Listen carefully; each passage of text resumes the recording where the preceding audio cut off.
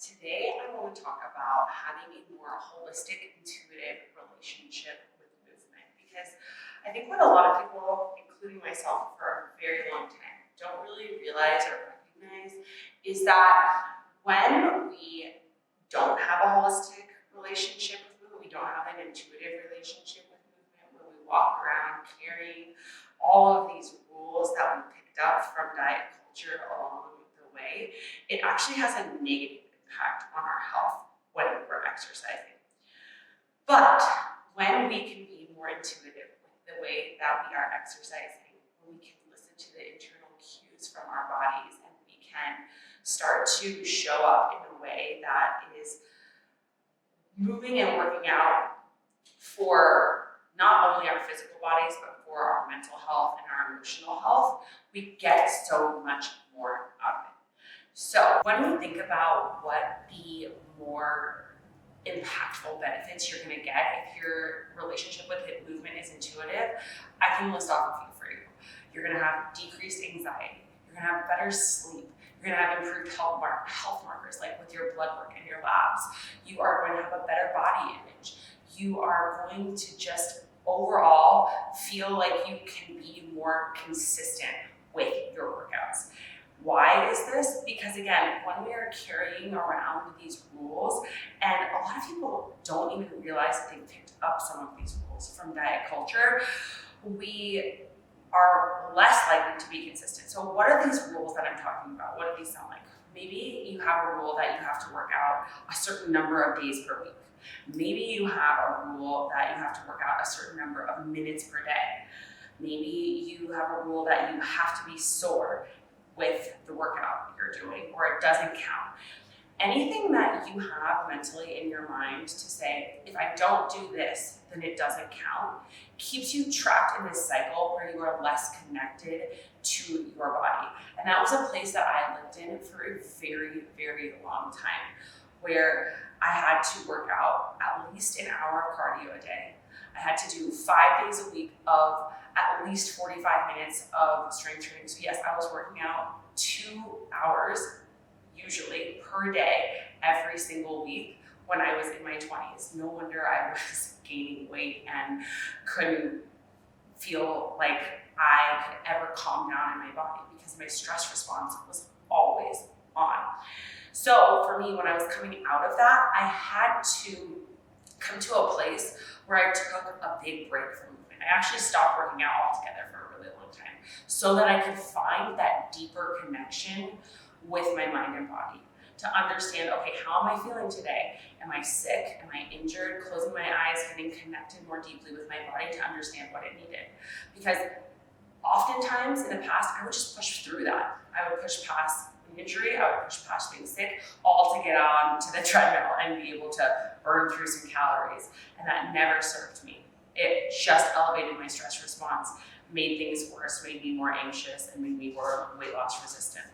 So when we think about transitioning, oftentimes we go through different periods where our bodies need different things. Like I mentioned, in that period, in that stage of my life, I needed to not move my body so that I could get back in connection with it.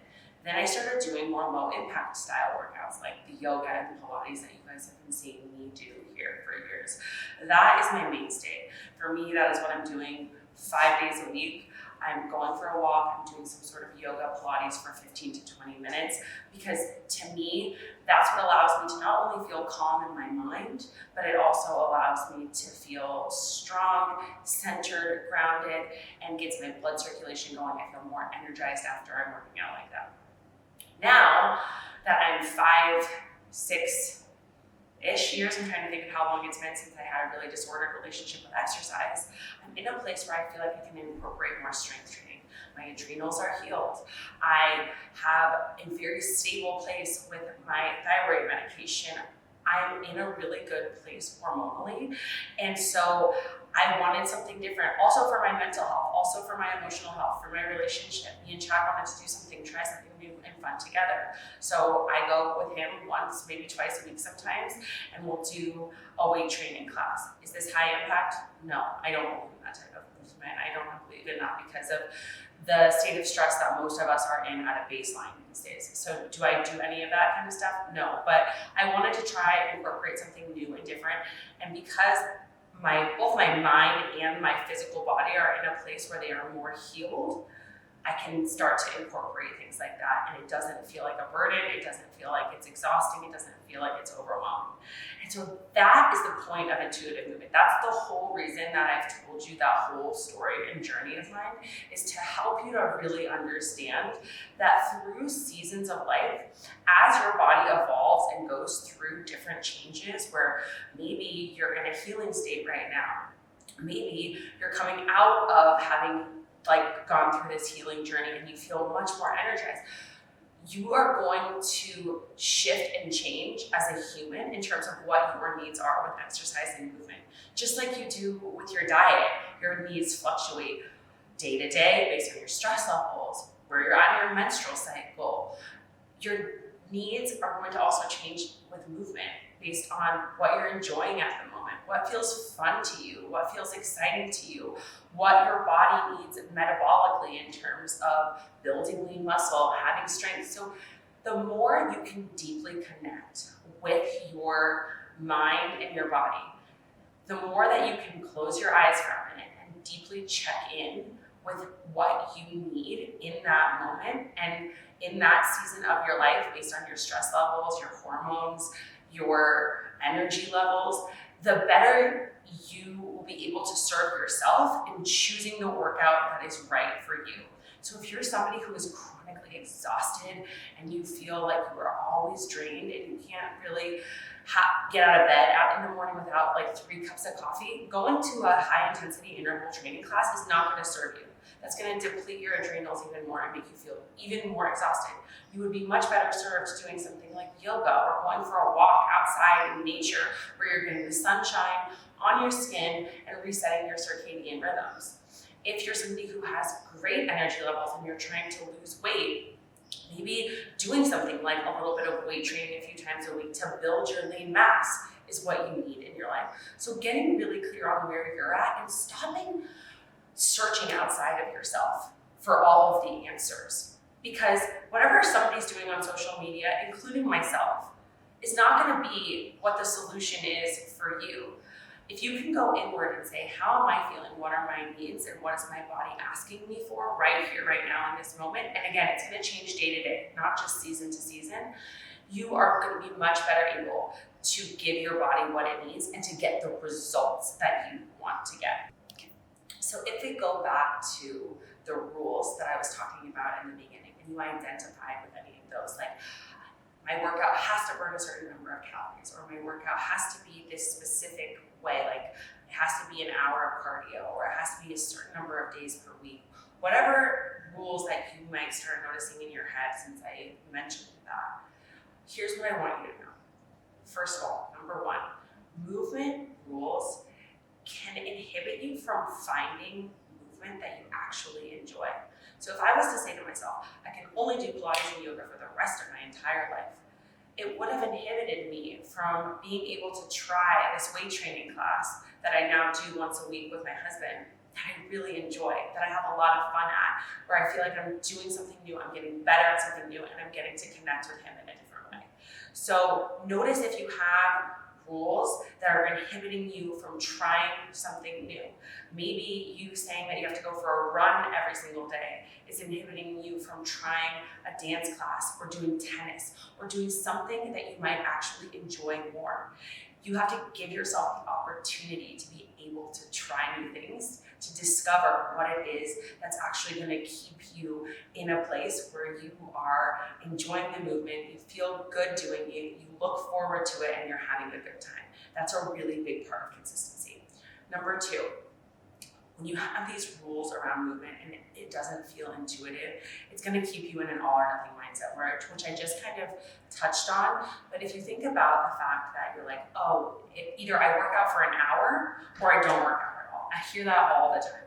Or either I go to this class or I'm not going to work out at all today.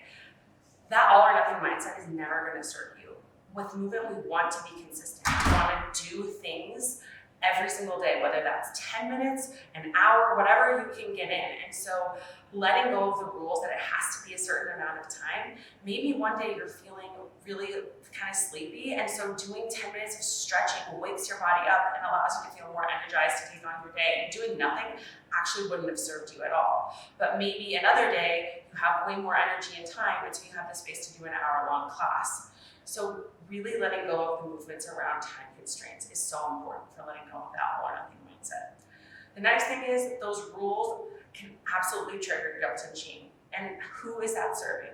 It doesn't help you at all if you feel guilty about missing a workout, if you feel shameful about missing a workout, because that's not going to make you show up more effectively or show up more consistently the next time. And so letting go of the rules, again, allows you to explore things that you actually might enjoy doing in a different way.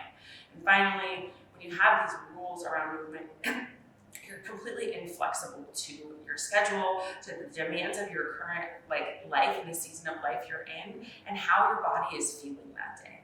And we want you to be able to have that flexibility, again, going back to the consistency piece.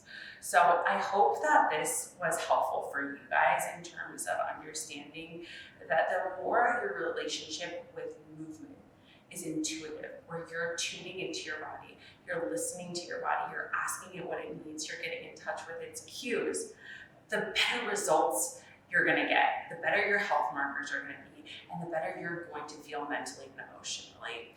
The better your movement is actually going to serve you. So find something you love, explore new things, and take this as an opportunity to get curious with yourself rather than judging yourself for not quite enjoying what you once maybe enjoyed a long time ago. You're a human being, you're supposed to evolve, you're supposed to change, you're supposed to want to try new things. And so this is a really great opportunity for you to be able to do that. If you enjoyed this video and you feel like you got something out of it, subscribe to our channel, and you can also follow us on Instagram or TikTok, where I share more helpful tips just like these.